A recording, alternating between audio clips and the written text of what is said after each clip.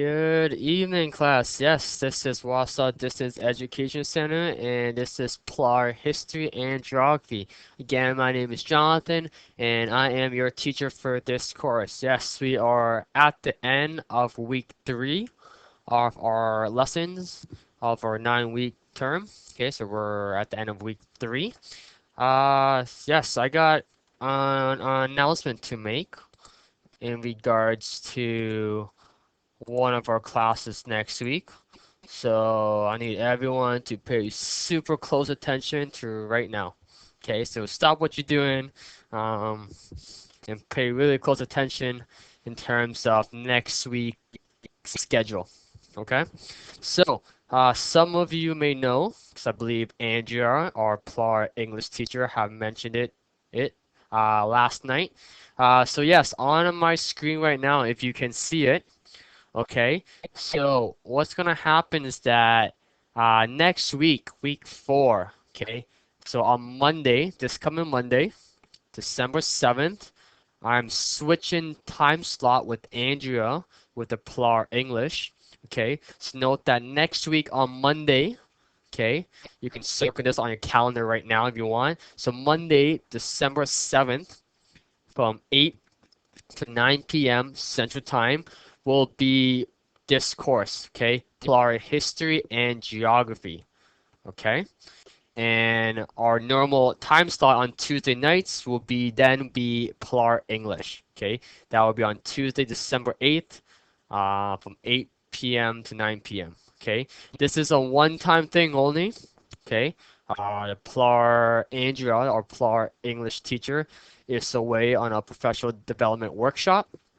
As a result, we have switched time slot so that it can accommodate her travel time. Okay, and the rest of the week will be the same as schedule. Okay, so please note. Okay, I'll say it one more time. Okay, so don't be confused. Okay, so yes, next week on Monday, week 4, December 7th, usually it's PLAR English, but it will be PLAR History and Geography. Okay, my course, this course. Okay. And our normal time slot on Tuesday of next week will be PLAR English. Okay, remember this is the one-time thing only where we're switching time slot just to accommodate Andrea travel time. Okay, I will repeat this again at the end of today's class. Okay, I will post this again on Monday on my Facebook page, and I believe Andrea will do the same just to remind everyone as well. Okay, if there's any questions, any confusions, again, don't hesitate to ask either myself or Andrew in terms of this time slot switching. Okay. Are there any questions about that? Any confusions? Anything make sense? Okay. Great. So if everything makes sense and everything's good to go, we're gonna continue with our lesson for today class. Okay. So if you recall from Tuesday, we started looking at World War II and Canada's involvement. Okay, then we started looking at Japanese-Canadian involvement during the Second World War. We are going to continue with that lesson where we left off today.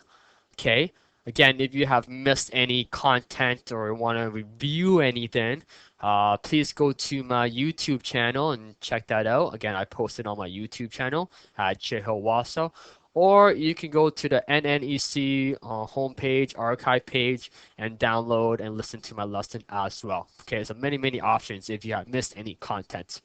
Okay, but yes, we're going to continue where we left off last class. We are going to finish that lesson. There's only a few more slides that we need to get through. And then I will be going over assignment 5 questions. Okay, we'll finish going off over that lesson. And then today, we are going to continue looking at what happened, okay, what took place, what happened after World War II in terms of Canada and its political changes and its defense organizations. Okay? Any questions for today's agenda? And then, yes, we'll go over assignment 6. Okay? Great. Let's begin.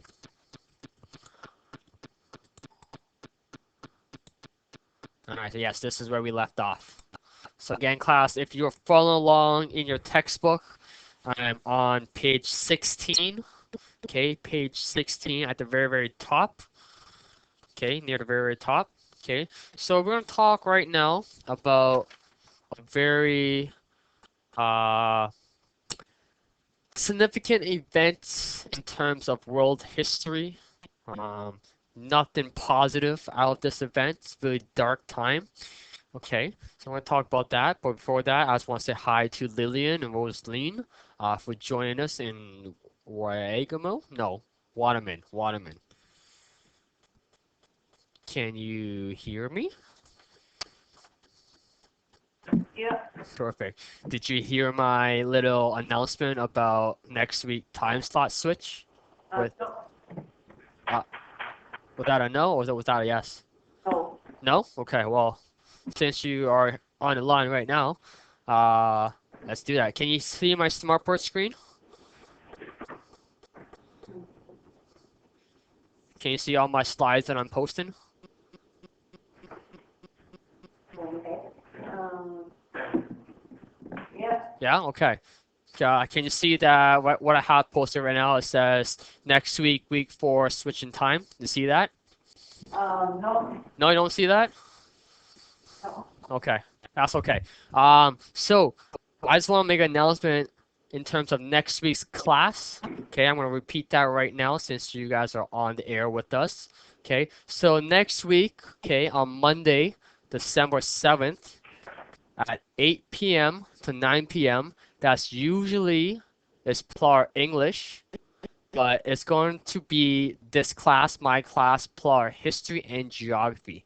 Okay, so instead of having class on Tuesday, we're gonna have class on Monday.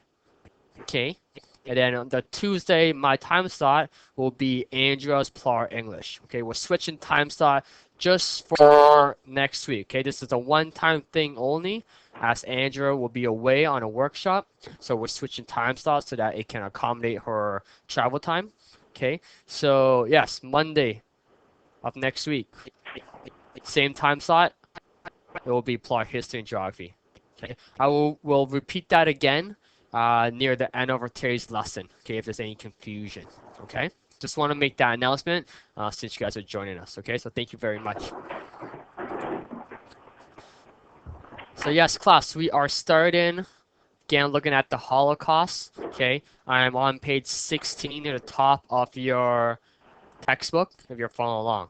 Okay, so what was the Holocaust? Okay, what was it? Okay, again, some of us may know it, some of us may not know it. Okay, so the Holocaust, again, not a bright time in terms of world history events, very dark and sad period. Okay, so what the Holocaust was that it was when Germany, Hitler, the Nazi Party tried to have a massive genocide. Okay, they wanted to eliminate all the Jewish population in Europe. Okay, so the Germans tried to eliminate all the Jews in Europe. Okay, that was what the Holocaust was. Okay, it killed about 6 million Jews in Europe. Okay, 6 million lost their lives. Okay, they were either killed or murdered. Okay, in concentration camps, or they were placed in gas chamber where they suffocated. Okay, the properties were confiscated as well.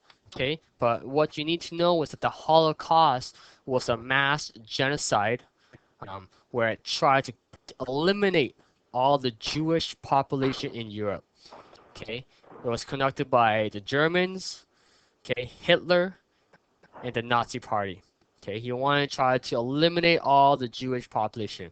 Remember how we talked about that in terms of Hitler and Germany's point of view, if they were not German, they were seen as, not the best or unethical. Okay, so they tried to eliminate all the Jewish population in Europe. Okay, this is what the Holocaust was. Okay, again, this is on page 16 near the top of your textbook. Okay, you can have that open with you. Okay, so that was the Holocaust. Questions on the Holocaust? Okay, yeah, remember, mass genocide, killing of all the Jewish population. Okay, I tried to eliminate all the Jewish population in Europe. Okay, they were either killed, placed in gas chamber. There are approximately about 6 million Jews died. Okay, lots, just lots. So yes, class, we have talking lots about World War II and how that started, which countries were involved, how they became involved. Talk about Canada's involvement in terms of what Canadian government did. So now let's wrap things up and talk about the conclusion, okay, of World War II. How World War II ended. Okay. Again, some of this information are in your textbook. Okay. Again, it's still on page 16. Again, I also have added a little bit of background content as well. Okay. So, D-Day. Okay, D-Day took place in 1944. It's when the Allies troops, okay, when we talk about Allies, we're talking about, Britain, France, Canada. Okay, these are the Allies troops. Okay, they landed in France, where they sent all these troops, okay, our army, our forces, and we started to push the German troops back. Okay, in terms of battles, and started to push them back. Okay, this was D-Day, happened in 1944. Okay, and then VE Day took place the year afterwards. VE stands for Victory Day in Europe. Okay, in 1945. Again, it was when the Allies invaded Germany. Okay, Hitler, the leader of Germany in terms of the Nazi Party, he sensed defeat happening. Okay, he sensed that okay, I'm gonna lose eventually. Okay, all these Allies troops are coming in and sort of pushing me all the way back. And as a result, Hitler committed suicide. He killed himself. Yes. Okay, and then a week later, the Nazi Party eventually surrendered, which marked the ending of World War II, and which led to the victory in terms of the Allies troops. So Britain won, the United States won. Okay. They also free all the remaining Jews that were in those camps. Okay, so they free all the Jews. And even though Britain and the United States and Canada um, finished fighting with Germany, war against them, the United States in particular was still fighting a war against Japan. Okay, remember our friend Japan right here? How they planned a surprise attack on Pearl Harbor of the United States, which made the United States enter the war. Okay, so yes, even though the war was kind of over between United States, Britain against Germany, United States was still fighting with Japan. Okay, so what happened was that the United States dropped, okay, an atomic bomb, a nuclear bomb, on Hiroshima, okay, which is a city in Japan. Okay, yes, they dropped a nuclear bomb on Hiroshima, which killed people and wherever was in its way instantly. Okay, instantly. Japan still didn't surrender. As a result, Japan dropped a second, okay, number two, nuclear atomic bomb on a city called Nagasaki. Okay, yes, the United States dropped another bomb on Nagasaki, and as a result of that second atomic bomb, Japan finally surrendered, which finally concluded the war. Okay, again, which killed thousands of people instantly due to this nuclear bomb. Okay, that is kind of a little summary of how World War II finished and how it concluded. Okay. Okay, so what we need to remember. Okay, just kind of summarize during this time period of the 1940s. Okay, so Canada and the Second World War in the 1940s. Okay, again, there are lots of racism taking place. Okay, again, we talked about racism in terms of Japanese, Canadian, and in our previous lessons. Okay, so yes, there was lots of racism taking place towards the Jews or any other race. This is known as anti-Semitism. Okay, during this time period, it was a part of mainstream society, and it happened for centuries. Okay, where racism take place. It was not just directed at the Jews again. Okay, all other race. Okay, could be Asians or First Nations or whatever, also face racism. Okay, during this time period. Okay, so racism, unfair treatment, discrimination was something that was not new. It continued on in the 1940s. Okay, continue on. So just to summarize, okay, so there are some good things and there are some bad things. Okay, so we need to keep that in the back of our mind and back of our head while we're looking and studying history. Okay, so in terms of World War II, Canadian attitudes towards other ethnicity towards were not always admirable. Okay, not always good. Okay, we have to accept our nation's responsibility for the mistreatment of the Jewish population or the other race in terms of what happened during World War II. Okay, so we need to take that into account. Okay, however, on the positive side, not all contributions were made on the battlefield. Canadians can be proud of the contribution made by Camp X. Remember how we talked about Camp X last class? Okay, that's a positive contribution Canada did. Okay, so just want to throw that out there. So what's significant is that as historians, as we're studying history or looking at history or as we're reading about history, we must remember to keep all aspects of history alive. Okay, whether they're good or whether they're bad. Okay, we need to keep in mind all aspects. Okay, so again, lots of positive took place in terms of Canadian history. We did a lot of good things, and then again, there's also some bad things as well that we also did. Again, so we need to keep in mind both aspects as we're looking at history. Okay.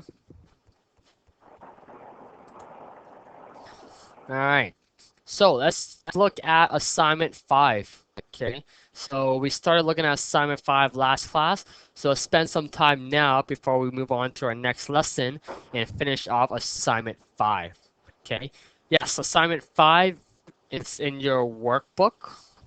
Okay, so again, just a reminder, all your assignments, all the questions are in your workbook. Okay, if you don't have it, we have a problem. As a result, you need to talk to me and I'll get that to you, or you can talk to your DEC and they can get that to you as well. Okay, again, yes, assignment 5, very, very short, out of 10 marks. Okay, no surprises again. If you have been listening, if you have been following along, there should be any problems. Okay, so let's go over question number 1 again. Again, you can find question number 1 and question number 2 from last class on Tuesday. Okay, so again, just to recap, why did Canadian government focus attention on its Japanese citizens following the bombing of Pearl Harbor? 2 marks. Question number 2, give specific details about the mistreatment Japanese Canadians endured during the Canadian government following the bombing of Pearl Harbor. Okay, mistreatment. Okay, how were they treated differently? Okay, mistreatment. Or how were they treated unfairly? Is what the question is asking. Okay, that's out of 3 marks. Okay, note the value of each questions. Okay, if it's out of more than 2 marks, I'm looking for lots of details. Okay, details. Okay, the more the better. Okay, just write a lot. Okay, but don't copy from the textbook. Okay. All right. These 2 questions you can find the answer in terms of today's class, what we just talked about. Okay, so question number 3 asks, what was the Holocaust? Okay, we talked about it just now. What was the Holocaust? Okay, so what was it? What happened? Who was involved? Why was it important? Okay, 2 marks. And this should be question number 4 right here. Okay, question number 4 on assignment 5. Okay, class. Outline the events in 1944 and 1945 that brought about the end of the Second World War. Okay, outline the events. Okay, what are some key events that took place that led to the conclusion or led to the ending of the Second World War? Okay, I have 3 marks. Okay, so then, okay, don't just give me one example or one event. Okay, give me lots, give me details. Okay, so remember, K class, full complete sentences, lots of details is all I'm looking for. It's pretty straightforward. Should be any difficulties. Okay. And that is that for assignment 5. Okay, assignment 5. Are there any questions, class, before we continue on with our new lesson for today? Any questions? Does everything make sense so far? Does everyone follow along?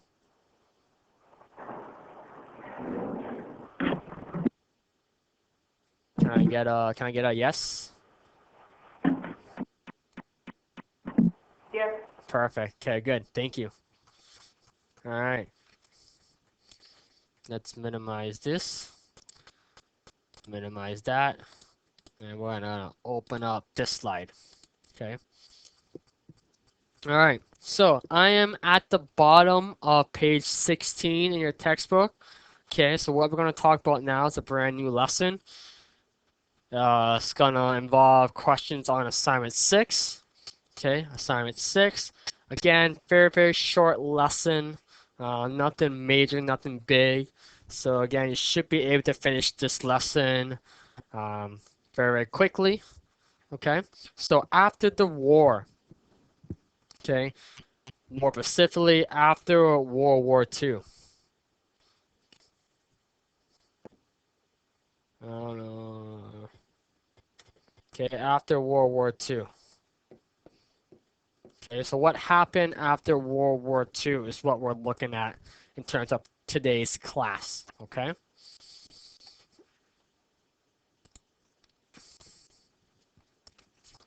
Okay, so after World War II concluded, um, now we're looking back in terms of Canada, in terms of what we did in Canada after the Second World War. Okay, so something needed to be done.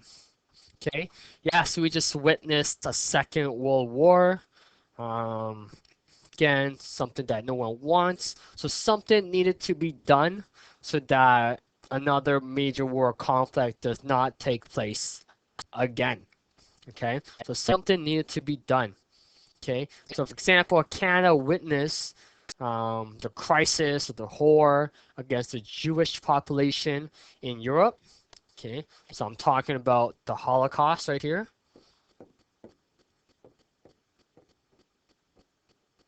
Okay, so we witnessed what happened, okay, in terms of the Holocaust, a mass genocide.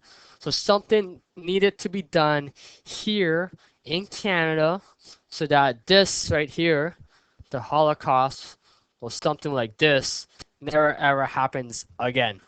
Okay, so Canada started to change its laws.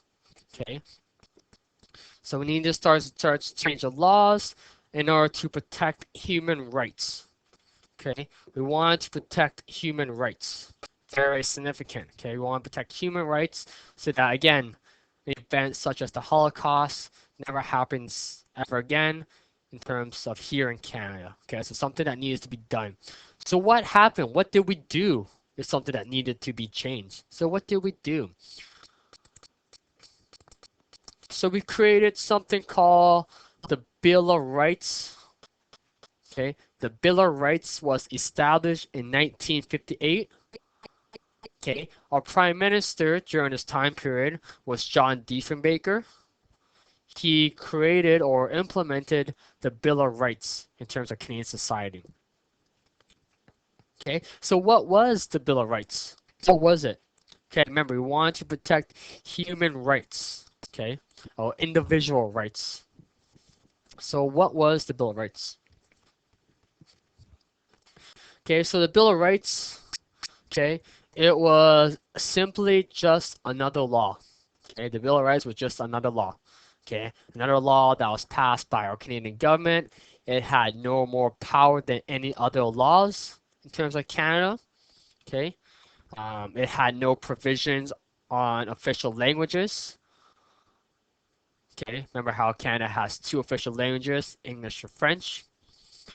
The Bill of Rights was not a part of our Canadian Constitution. Well, that's a big one. You'll see that again come up. However, the Bill of Rights, this law that was passed or that was created, spoke upon fundamental freedom. Okay, so now we start to see that yes, people or individuals start to have freedom. Okay, we start to have legal rights and equality before the law. Yes, okay, where everyone is treated equally, fairly, without discrimination. Okay.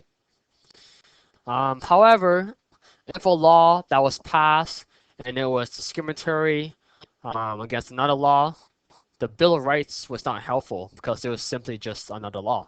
Okay, it had no more power than any other laws in Canada. Okay, the Bill of Rights that was created by Diefenbaker was just another law. Okay, it was only applied to federal law, not provincial law. Okay, so yes, the Bill of Rights was a key stepping stone in terms of what we have now today. Okay, what we have now today. Yes, it talked about freedom, legal rights, equality before the law, but this was just the right step in the right direction. Okay, so with that being said, move on to our next slide. We have something called the Charter of Rights and Freedom. Okay, I don't know if some of us may have heard of it, but the Charter of Rights and Freedom was created in 1982. It was entrenched into our Canadian Constitution. Yes, the Bill of Rights. Okay, so the charter right here was an evolving law or act that was evolved from the Bill of Rights. Okay, so what we just talked about in terms of the Bill of Rights, okay, right here, the Bill of Rights. Okay, all this again, like I said, was the first stepping stone, first progress, which eventually led to this, the Charter of Rights and Freedom of 1982. Okay, Pierre Trudeau, okay, who was the prime minister during the 80s, entrenched the Charter of Rights and Freedoms into our Canadian Constitution. Very, very significant. What does that mean by entrenching it into our Constitution? Which it means that Canada now can make its own laws or rules or changes without permission from Britain. Okay, remember how Canada was a colony of the British Empire or linked to the British Empire? Okay, but entrenching the charter into our constitution, we do not need permission anymore from Britain. We can now create laws and make changes whenever we feel like it. Okay, again, it's legal rights protected. So again, if you are under arrest by the police, okay, we have legal rights now. Okay, the charter is the supreme law of Canada. That's a big one. It means that it applies to absolutely everyone. Does not matter what status you have, what job you have, what gender you are. It applies to everyone. Okay, no one is above the Charter of Rights and Freedom. Not even our government, not even our prime minister. Okay, the Charter of Rights and Freedom applies to absolutely everyone. Okay, very, very important as well. Okay, it improves our ability in terms of Canadians, in terms of participating in society. We now have protection, okay, against minority groups and unfair treatment. Okay, so yes, you can see that I posted a little link right here. Okay, so if you go to this link, or if you just Google the Charter of Rights and Freedom, it will take you to this link right here. So let's click on it and see where it takes us, if it works. Oh, hold on here.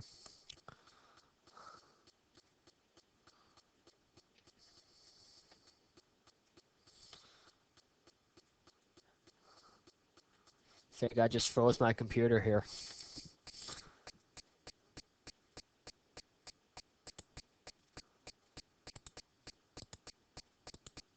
Yeah, hold on.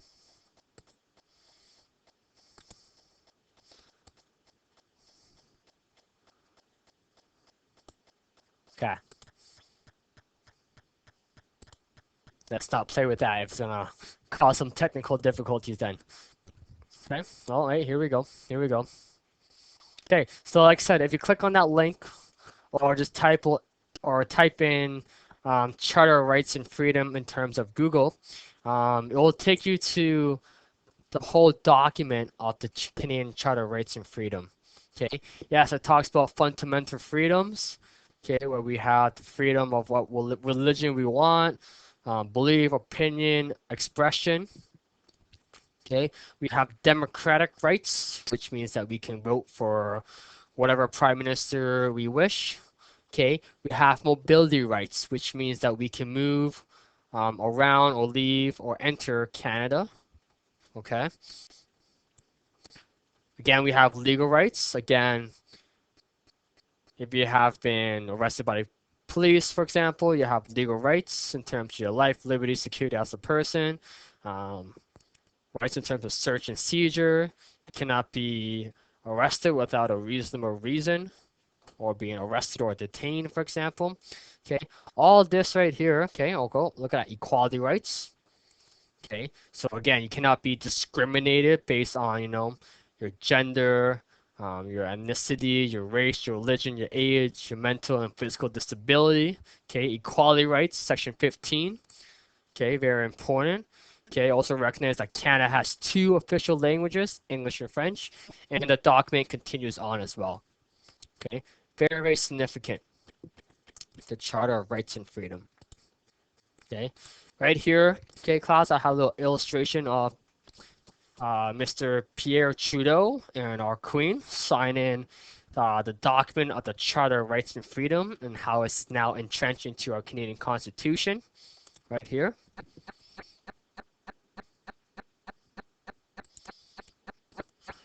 I just want to point out, you don't see this in your textbook, but I just want to point out that Section 35 of the Charter, very, very significant. Okay, Section 35 of the Charter.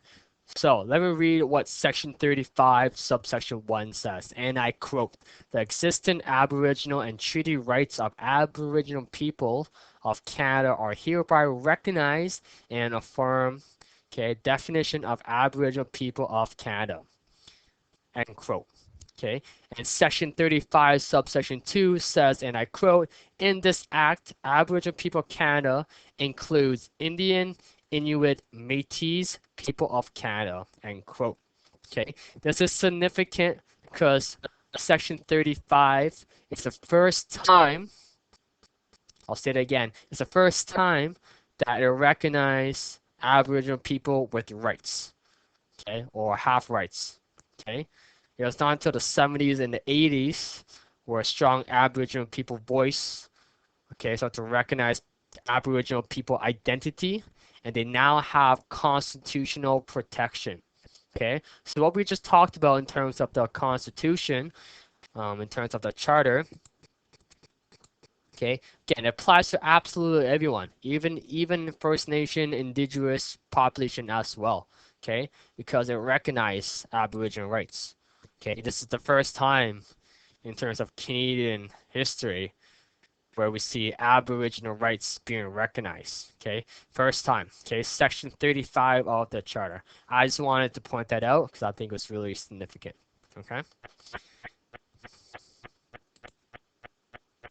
are there any questions so far before we continue on? Again, just got a couple more slides to finish off. Okay, and then like I promised, I will go over question on assignment 6. Okay, so that we can finish those questions off in terms of that assignment. Okay. Okay, the United Nation. Moving on, United Nation. I'm now on page 17 of your textbook. Okay, at the very top of page 17. United Nation. Yes. What was the United Nation? Okay. I will tell you in 2 seconds. Okay. But United Nation, also known as the UN. Okay. I'm referred to as the UN.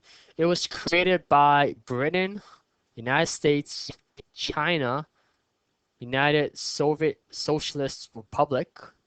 Okay. Um, Remember how way back again? Think way back, where we talked about World War One and what was created after World War One. Remember how we talked about the League of Nations? Oh, what's going on here? Yeah, the League of Nations. Okay, you'll see that again. Okay, so the United Nations or the UN is on expansion. It expanded from the League of Nations because the League of Nations was not successful. As a result, we created something called the United Nations or the UN. Okay, again, you'll see this come up again. Put a little star beside that. So the UN, its goal was to prevent wars or future wars from happening. Its goal was also to improve quality of life in terms of every society or every country. And its goal was to protect human rights or encourage human rights in all nations. Okay, this was the goal of the UN. Okay, prevent future wars, improve quality of life, protect human rights. Again, Canada is a part of the UN. Canada is a part of the United Nations. Canada's role in the United Nations or the UN is peacekeeping. Okay, peacekeeping. What does that mean? It means that we send troops to countries, and again, we promote improvement of quality of life and protection of human rights. Okay, if a crisis happened in a country, we will send our troops over there to oversee. And again, we want to improve, help aid in terms of quality of life and protect human rights. Again, this is the goal of the United Nations, the UN. All right. Again, let's cover more slides before we end today's class. We're going to look at right now, okay, class, defense organization. Okay, defense organization. Again, World War II just ended. We're moving on to a different century, a different decade. So I mean, not century, but decade, where we wanted to protect, okay, in terms of our citizens and individual and Canadians, okay, defense organizations. So for example, we have something called NATO, okay, NATO, okay. NATO stands for the North Atlantic Treaty Organization, okay. You can say it with me right now, okay. NATO stands for North Atlantic Treaty Organization. It was created in 1949. Okay, so what NATO was, okay, you'll see NATO come up again. So again, put a little star beside it, help us to remember. So if United States or any other European countries who are under this treaty of NATO, if they are under attack, other countries that are under this treaty of NATO will come and aid, will come or help. Okay, I'll say that again. Okay, so if any countries, okay, United States or Canada or the European countries who are a part of NATO, this organization, who are under attack for any reason, okay, other countries in NATO will come and help. We'll have a little backup. Okay, so NATO was created in terms of protection, provision, and preparation. Okay, so we don't know what's going to happen, okay, later down the road, or if any other countries might be under attack again. Okay, so as a result, NATO was created. Okay, a little group, little organization. Okay, alliance made of Christians and democratic countries. Again, during this time period, the USSR or the Soviet Union, known as Russia in terms of present day, they were really aggressive during this time period after World War II. Okay, they started to emerge as a superpower. Okay, a superpower, super nation. Okay, so they started to become very aggressive. And as a result, we were kind of concerned of what was happening in the Soviet Union or USSR. Okay, so again, NATO protection, provision, preparation, just in case something happens from the Soviet Union. Okay, so some countries are a part of NATO. Some countries are not a part of NATO. Okay, they were either included or not included. Okay, the reason why some countries are not a part of NATO is that, again, if they are under attack, we are now obligated to come and help. Okay, so for example, I believe today, Ukraine is not a part of NATO. Okay, so again, if Ukraine have any crisis with Russia, if Ukraine is part of NATO, we must come and help. Okay, and we don't really want to engage in any conflict. Okay, so NATO. Okay, again, you'll see that in your next assignment coming up. Okay, let's move on to the next defense organization. Oh, before we do that, again, see my little map of the world right here. Okay, class. Um, whatever country or nation that's highlighted in blue are a part of NATO. They're a part of NATO. Okay, so again, it could be Canada, United States, mainly most of the European countries are a part of NATO. Okay, again, some are included, some are not included. Okay. Okay, our last defense organization that we're going to talk about today, okay, is something called NORAD. Capital N, capital O, capital R, capital A, and capital D. Okay, NORAD. Created in 1958. What NORAD stands for is North American Aerospace Defense Command. I'll say that again. NORAD stands for North American Aerospace Defense Command. Okay, again, NORAD significant. You'll see it again. So what NORAD goal or purpose was, it was an agreement between Canada and United States. Okay, we'll start to see some American influences being applied in terms of here in Canada. So NORAD monitors man-made objects in terms of space, advanced missile technology. Okay, it provides warning sign against either missiles or planes or any other attack. Okay, that comes from out of nowhere. Okay, Canadian public or Canadian society or public or individuals feared of danger or attack. Okay, remember how we talked about or how I mentioned that the Soviet Union during this time period were really aggressive. Okay, we're in this period of the Cold War. Okay, where we have two superpower, United States and the Soviet Union. Okay, we don't know what's happening. Okay, we could be under attack anytime. As a result, NORAD was created as another defense organization. And a lot of Canadians, the public, agree with this, okay, because we were feared of being under attack or any other crisis may take place. NORAD allows United States to control Canada's air forces without their approval or without their permission.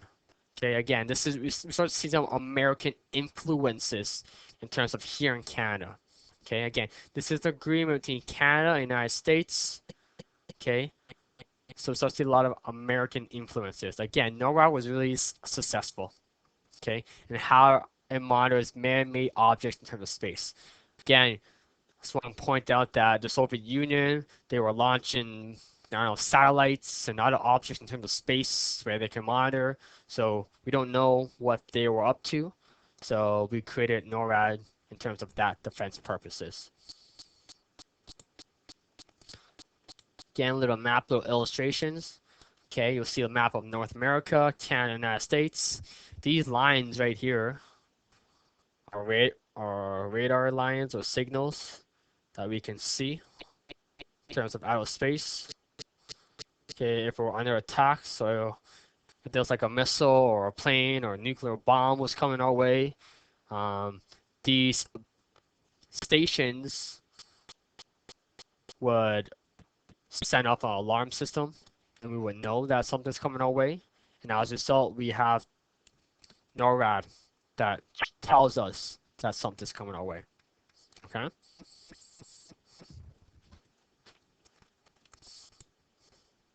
Okay.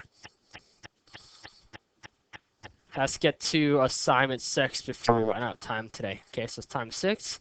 I am going to make this a bit bigger so that everyone can see it. But before I go over assignment 6, are there any questions about what happened in terms of after World War II, after what political changes the Canada made and defense organizations?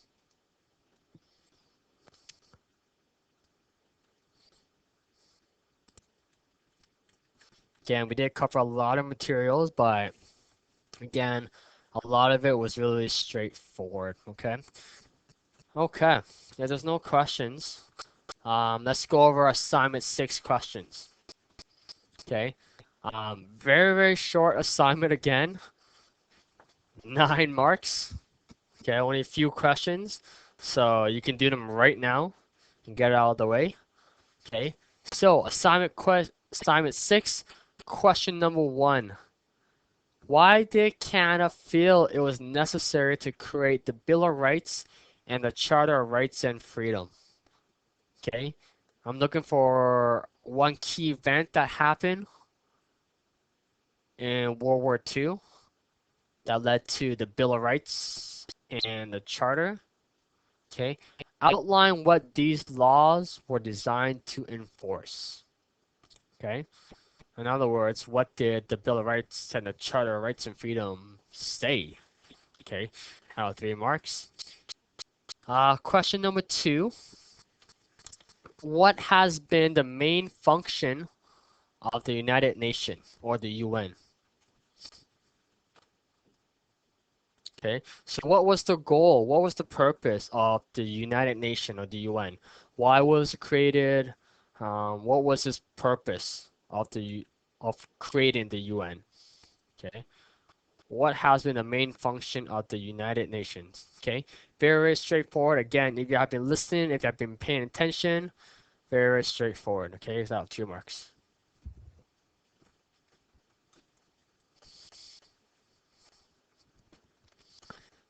Okay, and the last 2 questions.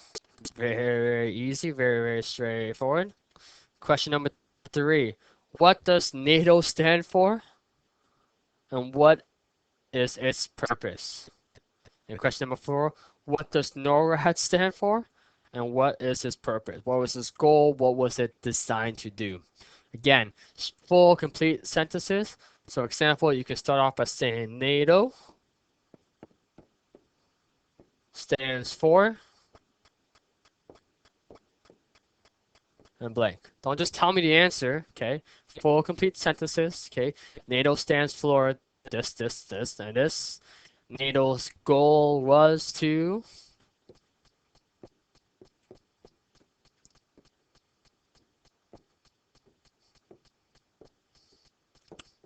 Okay, NATO goal was to do this and do that, etc. Okay, full complete sentences. Okay, NATO and NORAD. Okay, very, very straightforward. Okay, 9 marks out of us in terms of assignment 6. Okay, are there any questions? Any concerns?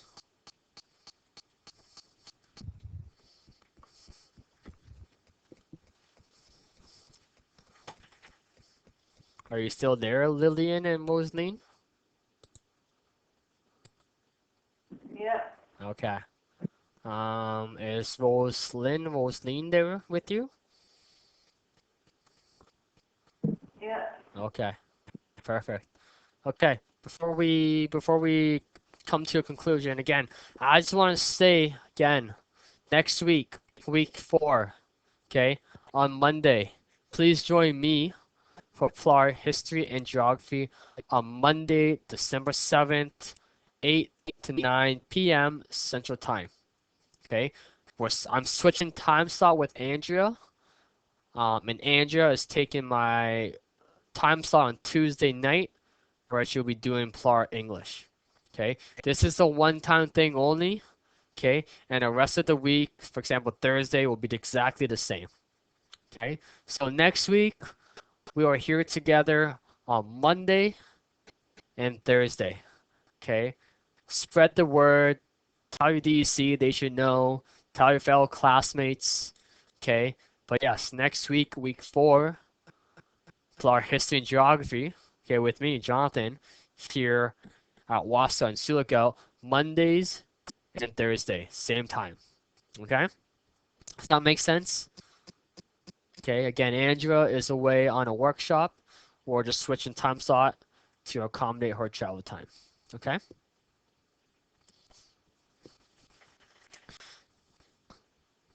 And next week, we are starting lesson number 3. Yes, lesson number 3. We're almost done the history section. Okay, so by the end of next week on Thursday, we will finish off the history section. Okay, very, very exciting. Okay, so next week, we're looking at Canada in terms of 1960s into the 2000. Okay, we'll be looking at the Quiet Revolution, okay, and what that is all about.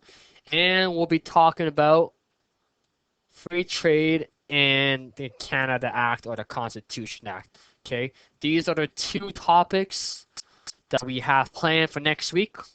Okay, lesson 3. Okay, we'll finish off history next week, and by week 5, okay, week 5, 1, 2, 3, 4, 5, we'll start the history section. Okay, remember this is PLAR history and geography, where we do history the first half, then we switch gears and do the geography the second half. Okay, so again, I just want to encourage everyone, all my students, to please continue to work on those assignments. Okay, doesn't matter which assignment you're working on. Okay, but please continue to work on it. And if you're done them, please, please, please, and please send them to me as soon as you can. That way I can mark them. Okay, I noticed that Lillian and Roslyn have submitted assignment 1 and assignment 2, which is fantastic. Okay, I got that mark. Marks have been entered. Your feedback's been sent. Okay, again, please continue to work on it and send me those assignments as soon as you can. That way I can mark them. Okay, and give you feedback and let you know how you are doing. Okay.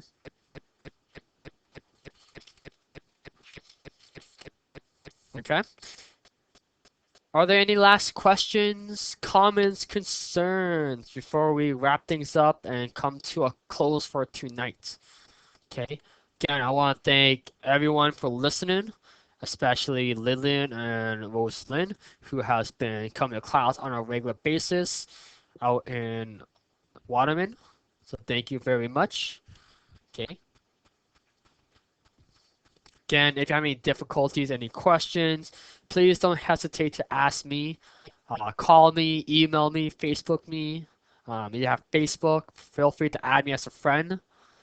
And once the course is over, you can simply delete me as a friend if you don't want to keep me. Okay?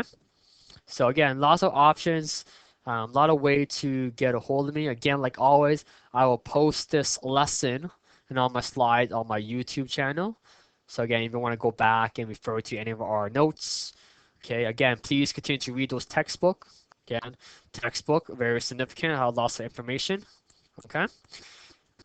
So I'm gonna stop it right there. Again, thank you very much. This is Wassa Distance Education Center, PLAR History and Geography, and I'll see everyone not Tuesday, but on Monday nights. Okay, have a good night. Thank you.